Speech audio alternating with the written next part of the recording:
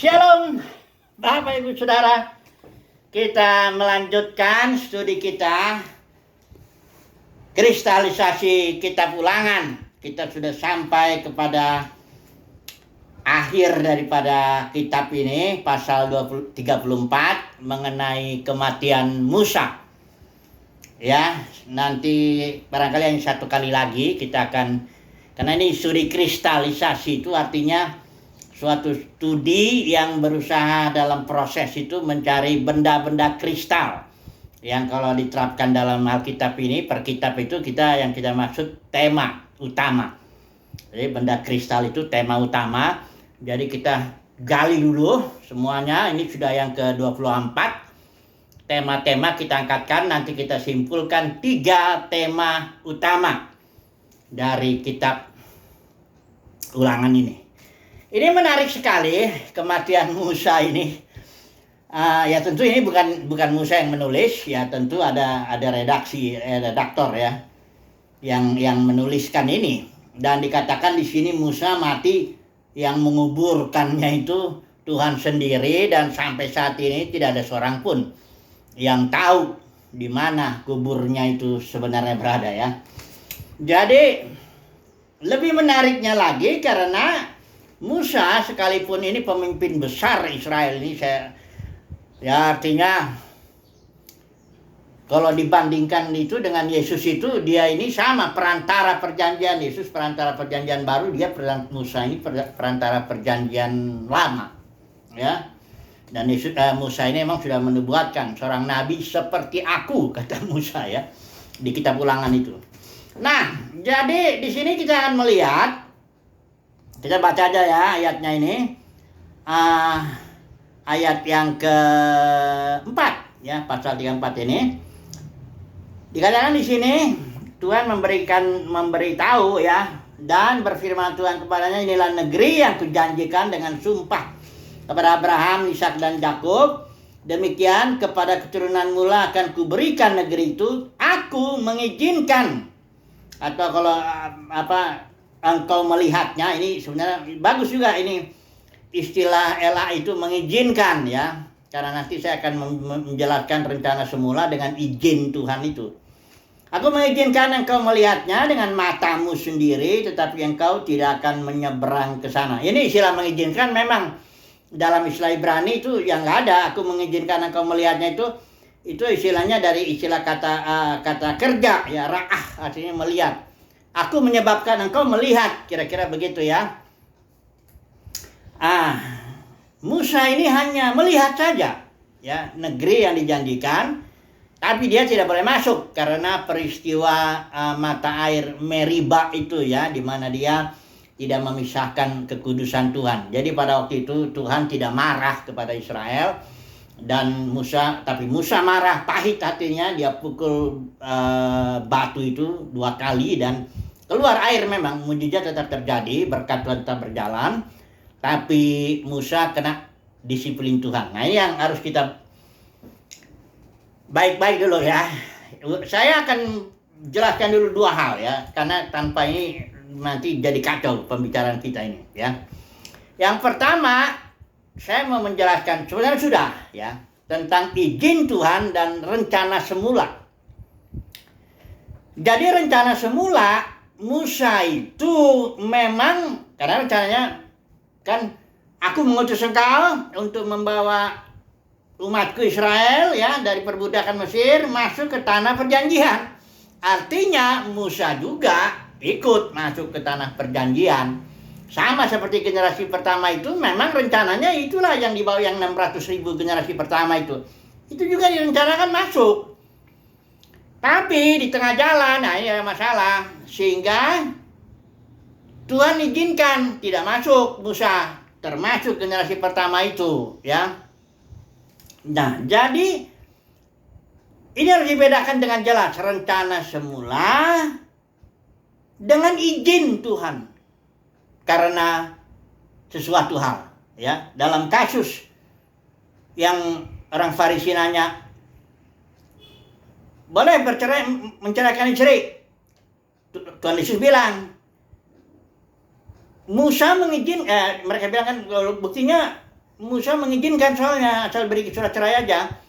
Terus Yesus jawab begini, Musa mengizinkan itu karena ketegaran hatimu. Tapi sebenarnya sejak semula, nah ini dia rencana semulanya itu, enggak begitu, ya. Apa yang dipersatukan Tuhan jangan diceraikan, kira-kira begitu ya. Jadi ada rencana semula Tuhan, ada izinnya. Nah ini harus dibedakan ya. Oke ya, tangkap dulu satu itu ya. Ada rencana Tuhan yang semula untuk saudara dan saya juga ada. Dan ada juga izin Tuhan karena ketegaran dari pihak kita, ya, atau karena kesalahan kita atau apalah ya, sehingga Tuhan mengizinkan, bukan rencananya semula itu ya. Oke, satu yang poinnya tangkap. Yang kedua, kita harus membedakan dengan jelas antara kasih karunia dengan disiplin ilahi. Saya menyebutnya, ada orang yang menyebutnya divine government ya, pemerintahan ilahi atau apapun. Yang penting dua hal ini jangan digabung, jangan dipisah, karena dua hal ini sama-sama penting dalam Tuhan mengelola umatnya, dalam oikonomia Tuhan itu. Ini dua hal ini harus ada. Saya jelasin dulu ya sebentar ya. Kasih karunia ya, Tuhan memberikan kasih karunia-Nya kepada semua orang yang dipilihnya, yang dipanggilnya lah ya, kalau begitu ya, lebih tepat ya. Atau umatnya lah, Tuhan pasti memberikan kasih karunia. Kalau orang Israel itu generasi pertamanya mendapat kasih karunia luar biasa. Karena Tuhan melakukan mujizat untuk melepaskan mereka dari Mesir. Dengan mujizat yang bahkan perjanjian baru pun nggak kelihatan mujizat yang begitu. Laut terbelah lah, anak sulung semua matilah. Macam-macam itu mujizatnya ya. Bahkan di waktu mengadakan perjanjian itu, generasi pertama itu Tuhan turun sendiri dari Gunung Sinai. Bicara langsung 10 hukum itu. Wah, ini peristiwa yang kasih karunia yang luar biasa lah ya ini ya.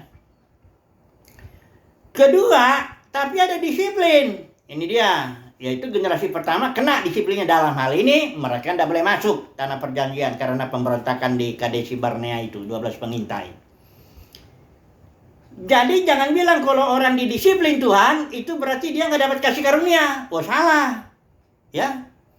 Umat Tuhan sudah mendapatkan dua-duanya, ini pasti dapat. Karena kalau salah satu malah dapat, ya itu bukan umat Tuhan. Contohnya, bapak dengan anak. Ya. Seorang bapak pastilah memberikan kasih karunia kepada anaknya. Udah pasti itu, mengasihinya, dan bahkan ada banyak bapak yang mau mati untuk anaknya. Ya. Jangan dipertanyakan lagi soal kasih karunia, soal kasih, soal mengasihi, soal bahkan berkorban untuk anaknya, nggak usah ditanyain lagi. Tapi disiplin itu harus jalan. Karena bahkan Ibrani bilang kalau engkau nggak kena disiplin sebagai anak, jangan-jangan kau bukan anak, anak gampang istilahnya gitu ya. Jadi kedua hal ini tidak boleh dibuang salah satu, tidak boleh disatukan, tidak boleh dipisahkan. Ini sudah ada tempatnya masing-masing. Atau saya upamakan gini deh, kasih itu ada tongkat. Kasih karunia itu dianggap apel ya, buah apel juga enak kan kalau dikasih ke anak itu. Terus disiplin itu tongkat lah saya karena divine government, tongkat itu. Seorang bapak yang baik pasti dia akan memberikan apel kepada anaknya, mengasihi, memberikan yang semua yang dibutuhkannya, apa semuanya lah yang ini, sehingga anak itu menyadari, oh aku dikasih oleh bapakku ya. Kemudian bukan berarti bapak itu tidak memberikan tongkat atau disiplin. Karena Alkitab Amsal juga bilang barang siapa yang tidak menggunakan tongkat, ia benci kepada anaknya. Jadi tidak mungkin bapak yang baik, bapak yang penuh kasih itu tidak menggunakan tongkat. Tidak mungkin. Pasti menggunakan tongkat untuk mendisiplin agar anak itu bertumbuh menjadi anak yang baik. Kalau kita kaitkan ini dengan oikonomia Elohim, Tuhan memberikan kasih karunia-Nya dan juga memberikan tongkat disiplinnya agar umatnya semakin bertumbuh dalam iman, bertumbuh dalam pengenalan akan Tuhan, bertumbuh dalam kasihnya kepada Tuhan. Kira-kira begitu ya. Sudah tangkap ya? Yang pertama tadi izin Tuhan dan rencana Tuhan semula. Yang kedua di sini kasih karunia dan tongkat disiplin, saya bilangnya begitu ya. Oke, baru kita masuk kasusnya ini Musa. Musa ini jelas sudah mendapat kasih karunia. Ya, udah jelas itu. Luar biasa bahkan ya. Nggak ada orang yang mati yang dikuburin Tuhan sendiri langsung, nggak ada. Cuma Musa, satu-satunya manusia di jagat raya ini. Barangkali nggak ada lagi yang lain lah. Udah cuma Musa aja yang dikubur sama Tuhan langsung. Waktu mati juga dia belum bukan mati karena penyakit, bukan mati karena tua, nggak bicara, walaupun 120 tahun umurnya. Soal kasih karunia nggak usah dipertanyakan lagi.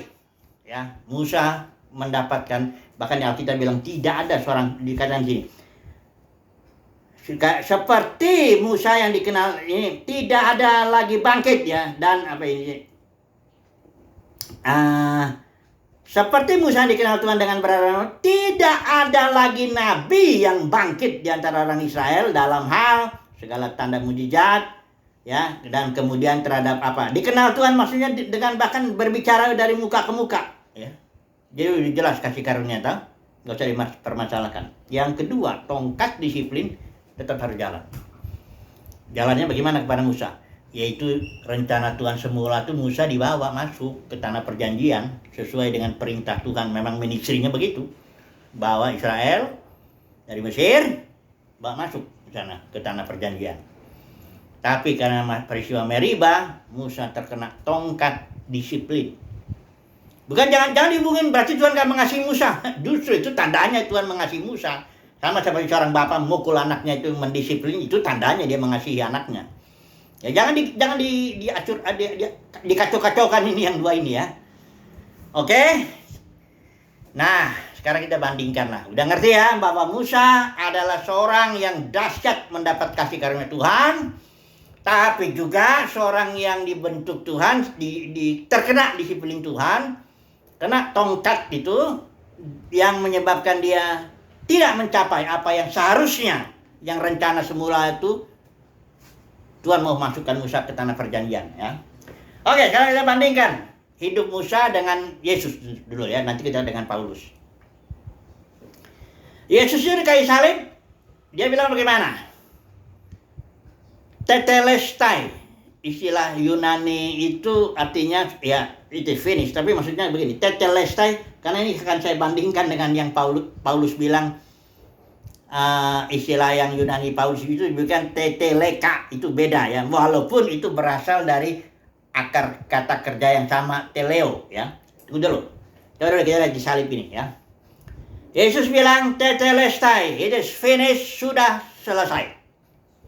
Artinya kalimat tetelestai itu, ini saya mendapat bantuan dari Derek Prince, itu dia meneliti kata ini. Ini bukan hanya istilahnya selesai aja. Akar kata kerja teleo memang selesai, complete, fulfill ya. Tapi tetelestai itu artinya completely complete. Perfectly perfect. Jadi sempurna, sesempurna-sempurnanya, selesai, selesai-selesainya. Karena Yesus itu orang yang menjalani kehidupan, berjalan dalam rencana Bapa, tidak melakukan dosa satu pun. Karena Yesus tantang sama orang Farisi, bisa nggak kamu buktikan bahwa aku melanggar perintah ya Bapa di sorga? Nggak bisa. Yesuslah satu-satunya domba yang kudus, bersih, tanpa dosa. Paulus ya tentu dia di akhir hidupnya itu ketika dia mau ke Yerusalem, itu Lukas mencatat ada dua kali itu, ada bisikan roh lewat murid-murid supaya Paulus jangan ke Yerusalem. Ya. Tapi Paulus ngotot karena mungkin dia semangatnya itu, aku rela mati pun di Yerusalem. Dahsyat ini ya, kelihatannya hebat sekali, padahal dia sedang berjalan tidak sesuai dengan apa yang bisikan roh itu katakan lewat murid-murid. Nah, ini murid-muridnya. Ini rasul yang sudah tua, sudah apalah. Apa benar Paulus mati di Yerusalem? Nah, enggak. Dia ternyata di Yerusalem dibawa dulu Kaisar 2 tahun, dia akhirnya di Roma penjara 2 tahun. Dan kalau kita cek tulisan-tulisannya 1 Timotius, Titus, itu jelas Paulus itu lepas. Setelah 2 tahun di Roma dia lepas, dia berjalan lagi pelayanan di Kreta, dan pulau Kreta itu dengan Titus sama semuanya, dan dia kembali lagi nanti di sini baru dia mati martir. Jadi Paulus perjalanannya ke Yerusalem waktu di jalan itu udah melanggar bisikan roh ya, Alkitab bilang, Lukas bilang. Itu sebabnya Paulus bilang di akhir hidupnya di 2 Timotius itu pasal 1 ya. Ya. Coba dulu ya, 2 Timotius pasal itu, ini tulisan terakhir itu Paulus itu ya, surat terakhir Paulus itu 2 Timotius. Nah, 2 Timotius pasal 4, bukan 1. Dia kata ini, mengenai diriku, darahku, ayat 6 ya, sudah mulai dicurahkan sebagai persembahan dan saat kematianku sudah dekat. Baru ya ayat 7, aku telah menghadiri pertandingan yang baik, aku telah mencapai garis akhir. Nanti kita lihat di sini ya istilahnya ya. Kemudian dikatakan di sini, aku telah mencapai garis akhir, aku telah memelihara iman. Nah, ini pertandingan yang baik, memelihara iman, mencapai garis akhir. Nah, istilahnya the race I finish, itu Paulus bilang hodromos teleo. Artinya hanya dia tidak pakai istilah tetelestai. Dia pakai istilah teteleka. Ya, itu hanya, itu finish juga artinya. Jadi teteleka dengan tetelestai sama, berasal dari akar kata kerja ini teleo, tapi ini beda ini. Tetelestai-nya dipakai Yesus. Completely complete, perfectly perfect. Sementara teteleka yang dipakai Paulus, artinya dia sudah mencapai aja garis akhir. Bukan dia sempurna seperti ini ya, Yesus ya. Nah, oke. Sekarang kita di Alkitab ya sini. Hanya 2 orang inilah yang memakai istilah complete itu, artinya sempurna itu ya, yang berasal dari akar kata kerja, akar teleo itu. Hanya Paulus dengan Yesus.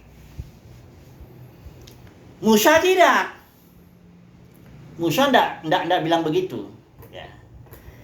Nah, sekarang mari kita coba masuk ke aplikasi ya. Masih ada waktu kita. Aplikasi. Karena gini, semua orang kan mati tuh. Enggak ada. Semua orang ditetapkan mati 1 kali. Saudara dan saya akan mati. Persoalannya di ujung nanti kematian kita itu gimana? Oh, itu penting. Karena kehidupan itu bukan hanya memulai, bukan start, tapi juga finishnya ini. Bahkan ada yang bilang pertandingan lebih penting finishnya. Ya bukan berarti start. Karena begini, kalau pertandingan itu lari ya, saya umpamakan lari 100 meter, sprint itu 100 meter, itu memang start itu sangat penting. Karena cuma 100 meter ini. Makanya ada yang suka curi-curi start ya. Pistol, tembakan dulu, dia udah duluan jalan gitu. Nyuri sekian detik ya. Karena penting sekali start itu kalau dalam pertandingan 100 meter atau sprint. Tapi kalau maraton misalnya 10 kilo, itu sudah lihat ya, kalau dalam pertandingan maraton itu kumpul aja startnya. Itu terserah lu mau ke depan, agak ke depan juga ya apa-apa lah. Aja berapa meter, 2-3 meter di depan saya nggak apa-apa. Nggak pengaruh itu ya. Mereka bergerombol biasanya kalau maraton itu bergerombol memulainya. Tuh mungkin yang nembaknya juga dor jalan lah. Karena gini, maraton itu 10 kilo, nanti yang diuji itu ketekunannya, kestabilannya, ketahanannya, kecepatannya pun dia harus atur. Kalau dia gas awalnya, nanti di ujungnya dia nggak kuat ya. Jadi kehidupan itu lebih kepada pertandingan yang maraton hidup kita itu. Startnya memang tidak terlalu penting, walaupun ya tetaplah penting lah, tapi tidak sepenting sprint ya. Nanti di finishnya ini gimana ini? Kita ini waktu mati bisa nggak setidaknya kalau ngomong seperti Yesus tetelestai, wah cara kita udah jelas nggak mungkin. Ya, nah itu karena kita nggak sempurna untuk menjalani kehidupan ini. Tapi setidaknya kayak Paulus lah. Aku telah mengakhiri pertandingan yang baik. Aku telah mencapai garis akhir ya, teteleka. Aku telah memelihara iman. Setidaknya inilah yang bisa kita, itulah sebenarnya harusnya kerinduan kita. Ya. Sekarang mari dulu saya kembali dulu kepada izin Tuhan dan rencana semula. saudara dan saya yang dipanggil Tuhan, ya, barangkali dipilih Tuhan juga, itu pasti diberikan pelayanan. Ini saya mau bilang pelayanan ini sangat penting, karena semua kasus yang saya bicara, baik kasus Musa, kasus Tuhan Yesus itu, Paulus, yang mereka itu bicara itu terkait dengan pelayanannya, udah selesai, tugasnya udah selesai. Jadi penting sekali hari ini kita bertanya, saya ini, dan pelayanan ini kalau sekarang ini, zaman ini kan pelayanan gereja, karena Yesus itu kan bangun gereja. Aku akan mendirikan gerejaku, kata Tuhan Yesus. Ya, dan dia panggil orang-orang yang dikendakinya untuk melayani. Jadi penting sekali kita memahami gereja, karena gereja ini juga saat ini karena udah jatuh. Gereja itu tadinya itu organisme yang dipimpin Roh Kudus, total dipimpin Roh Kudus. Semua hamba-hamba Tuhan di situ di Kisah Para Rasul itu semuanya adalah tawanan roh. Baik Rasul Yohanes, baik Paulus, baik Petrus, semua Ananias, Filipus, semuanya. Tak ada pemerintahan manusia, nggak ada otoritas manusia masuk. Baru setelah Kisah Para Rasul 20 itu, Paulus bilang, dari antara kalian akan ada beberapa orang, para pemimpin itu, penatua, engkau akan bikin ajaran palsu dan menarik murid-murid kepada dirimu. Bukan aja narik murid, kadang-kadang sampai sekarang kan narik duit juga, ya, dari perpuluhan, buah sulung, macam-macam. Dan itu bahkan sudah disahkan dalam kekristenan itu, 3 ajaran ini yang saya sering ulang-ulang ini. Jebel merampas otoritas Tuhan, Nikolaus menaklukkan umat Tuhan, akulah berotoritas di sini, kau harus tunduk sama aku, kira-kira begitu. Dan kemudian Bileam dagang. Sudah dibenarkan. Nah, denominasi itu adalah pecahan gereja itu dengan cara ajaran 3 ini, Bileam, Nikolaus, dan Jebel, itu gereja dicabik-cabik. Itu makanya Paulus bilang Kisah Para Rasul 20 itu serigala ganas. Kenapa ganas? Karena dia mencabik. Saudara tahu nggak, kalau ya saya juga belum pernah lihat serigala makan ayam, tapi saya bayangin aja, itu aduh, ayam tuh, kandang ayam tuh, wah, dihajar itu, berdarah-darah lah ayam itu semuanya itu. Untuk serigala itu tetap dengan darahnya dalam mulutnya itu tetap dia biasa. Itu binatang soalnya. Nah, kayak gitulah serigala ganas masuk kepada para pemimpin dan mencabik-cabik tubuh Kristus itu menjadi ribuan denominasi. Yang sekarang denominasi itu izin Tuhan. Itu diberkati Tuhan kan? Diberkati. Jangan salah. Saudara jangan hubung-hubungkan lah berkat Tuhan dengan soal rencana Tuhan yang semula dan izin Tuhan. Karena Tuhan itu Tuhan yang memberkati. Ini hati-hati kalau orang ngomong berkat itu. Itu seluruh dunia sebenarnya sudah diberkati. Karena begitu besar kasih Bapa akan dunia ini. Yesus sudah mati untuk dunia ini. Ketika dunia ini sedang berdosa, sedang berzina, sedang membunuh, sedang mencabik, berbuat, Tuhan sudah mengasihi. Nah kalau dia mengasihi, apa dia mengutuk? Enggak mungkin lah. Diberkati. Tapi berkat itu enggak merupakan tanda bahwa Tuhan sedang bahwa seseorang sedang berjalan sesuai rencana Tuhan semula. Banyak orang di dunia ini itu izin-izin Tuhan, termasuk denominasi itu. Karena ketika Yesus bilang, aku akan mendirikan gerejaku, dia jelas bilang, jangan seorang pun di antara kalian disebut pemimpin ya. Tidak ada, aku gak akan berikan otoritas kepada kalian itu atur-atur gerejaku. Akulah yang atur lewat Roh Kudusku. Roh Kudus lah ya. Kau semuanya saudara. Ya, saling. Ini makanya di dalam kisah, di dalam surat Rasul ada istilah 13 kali istilah saling. Saling membasuh kaki, saling mengasihi, saling menegur, saling mendukung atau saling membangun, apa semuanya saling. Kenapa? Namanya kaki sama tangan, masa tangan ngatur kaki? Nggak boleh. Saudara, jangan merasa kalau karena pemimpin engkau hebat, terus berarti engkau boleh mengatur orang umat Tuhan. Mengatakan saya di sini pemimpin. Enak aja. Saya biji mata, ada juga aja biji mata. Emangnya cuma kamu biji mata Tuhan? Yang lainnya jadi biji mata siapa? Coba dulu saya renungkan dulu. Gereja udah pecah menjadi denominasi. Yang saat ini itu hanya izin Tuhan. Izin Tuhan itu diberkati nggak? Diberkati. Kalau saudaraku, seorang pemimpin denominasi itu kalau dia hebat, dia bisa tarik puluhan ribu orang. Ada yang ratusan di gereja denominasi terbesar itu 600.000 yang saya tahu itu di Korea. Udah meninggal orangnya. Kalau di Indonesia ini bisa puluhan ribu. Banyak itu, ya. Kemudian uang yang ditariknya itu, saudara jangan, bukan ratusan miliar, ada yang triliun. Yang terakhir kasus itu ada yang menyebut 4 triliun lebih. 4,7 yang saya dengar ya, triliun. Karena gini, ada teman saya itu salah satu pengacara, karena dia sampai ke pengadilan ini masalahnya. Duit itu soalnya, semuanya duit itu.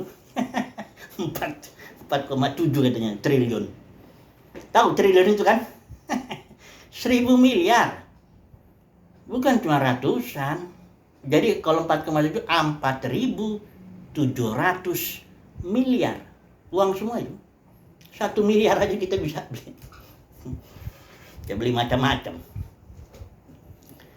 Itu berkat Tuhan enggak? Berkat. Karena langit, bumi, laut, dan segala isinya milik Tuhan. Dan Tuhan berikan itu dengan izinnya. Karena dia melakukan kekerasan hati. Dia tarik uang terus. Perpuluhan lah, buat sulung lah.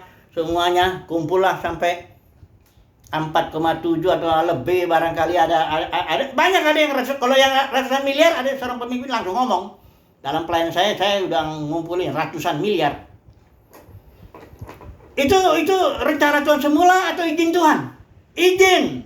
Kenapa? Karena dalam rencana semula gereja tidak ada hamba Tuhan baik Petrus, Paulus, Rasul Yohanes atau saya yang narik duit begitu. Tidak ada, caranya perpuluhan lah. Isilah perpuluhan, kasih tahu sama saya. Setengah ayat juga, nggak usah lah 1 ayat. Setengah ayat yang dipakai oleh Petrus, Paulus. Yesus aja nggak narik perpuluhan.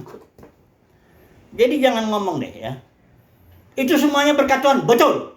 Tapi apakah itu rencana Tuhan semula bagi gerejanya? Bukan. Itu hanya izin Tuhan karena ketegaran hati itu, para pemimpin itu. Ya. Jadi kalau orang-orang begitu mati, bagaimana? Apakah dia bisa berbicara seperti Paulus? Aku telah mencapai garis akhir. Aku telah memelihara iman. Enggak bisa. Karena sudah berjalan dalam izin Tuhan. Bukan berjalan dalam rencana Tuhan semula. Nah sekarang saya mau nih. Karena dalam doa Kristen banyak yang dipanggil, sedikit yang dipilih. Saya yakin orang-orang yang sedikit yang dipilih itu, dia akan berjalan, dia akan mencari tahu apa sih Tuhan rencanamu semula. Ya tentunya dalam hidupku, tapi juga apa sih rencanamu semula tentang gerejamu? Apa sih? Nah Tuhan kasih tahu. Bahwa engkau harus menjadi tawanan roh. Engkau hanya boleh memperlengkapi. Kalau kau rasul, nabi, penginjil, gembala, pengajar, perlengkapi saja umat Tuhan itu. Jangan kau tarik orangnya, apalagi duitnya. Nggak boleh. Kalau dikasih, gimana Tuhan? Ya terima aja, ya bego kalau dikasih nolak. Terima aja. Namanya kita seorang pekerja, patut mendapat upahnya. Kalau ada yang ngasih, kalau enggak, kenapa? Enggak apa-apa. Kayak Paulus lah, kerjalah. Ya, bikin tenda, dagang ya, itulah. Ya, itulah. Tapi dagang di luar, jangan dagang di dalam bait suci ya. Kerjalah, cari makan untuk kebutuhan kita. Tapi setelah itu kita perlengkapi lah. Itulah rencana. Sementara kita ini hidup dipimpin roh lah. Sebagai bapak, sebagai bisnismen, sebagai pelayan-pelayan Tuhan yang kita lengkapi aja. Itu memperlengkapi tanpa menarik satupun jiwa, tanpa mengatur-ngatur satupun jiwa, apalagi narikin duitnya. Ajaran perpuluhan maupun buah sulung itu betul-betul cuma izin Tuhan. Dan jangan bilang ini, oh saya ini hebat, saya bisa ngumpulin tarik uang ratusan miliar. Itu izin Tuhan, bos. Bukan rencana Tuhan semula, karena nggak ada contohnya deh. Kalau mau tahu rencana Tuhan semula tentang gereja, itu bacanya Kisah Para Rasul. Jangan lihat denominasi yang 200 tahun yang lalu, denominasi yang ini. Jangan lihat situ. Itu mah bukan rencana Tuhan semula. Itu izin Tuhan. Habis fokus saya. Simpulannya apa? Saya yakin umat pilihan Tuhan, pastilah dia tidak mau tarik orang kepada dirinya. Pastilah dia akan tarik uang kepada dirinya. Kalau ada yang memberikan, puji Tuhan. Kalau enggak apa-apa. Karena kita bekerja supaya bisa hidup. Ya. Kecil nanti kita, enggak terkenal dalam dunia kekristenan. Bagus. Karena yang saya yakin orang-orang terkenal dalam dunia kekristenan seperti Watchman bilang. Kalau Anda ingin kenal, kalau ingin cari orang yang kenal Tuhan, jangan cari di tempat-tempat yang terkenal itu. Ya. Itu enggak itu katanya. Bagaimana kalau kita kelihatannya kecil, nggak diberkati, kok kayak miskin, nggak punya fasilitas, bagus, nggak apa-apa. Yang penting kita dalam rencana Tuhan semula. Hanya memperlengkapi, tidak menarik orang, maupun tarik duitnya. Ingat ya, Engkau boleh, silakan, kerjakanlah itu. Itu memang orang-orang yang dipanggil juga akan lakukan itu. Tapi saya yakin orang yang dipilih Tuhan, dia pasti rindu, ditaruh dalam hatinya kerinduan, aku ingin tahu rencanamu semula Tuhan tentang gerejamu gitu, ingin tahu. Nah, dia akan melayani. Kecil memang. Barangkali nggak ada dampaknya dalam langkah Kristen, nggak kelihatan, nggak apa-apa.